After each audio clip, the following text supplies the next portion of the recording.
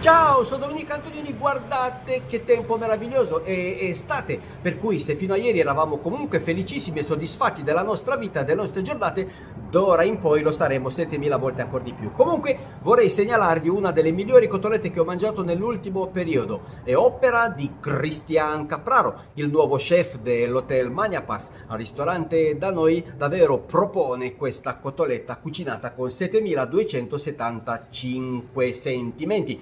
Un'altra considerazione stavolta per i ristoratori che intendono aprire dei nuovi locali. È evidente che a Milano ci sono due blocchi che dominano al 99,9% la ristorazione della città. Il primo blocco è quello formato dalla ristorazione asiatica, che piace molto alle nuove generazioni e poi non possiamo cucinarlo a casa. Il secondo blocco è quello della cucina cosiddetta borghese milanese, che se continuerà a proporre dei piatti come quello di Christian vivrà una giovinezza, una seconda giovinezza dorata.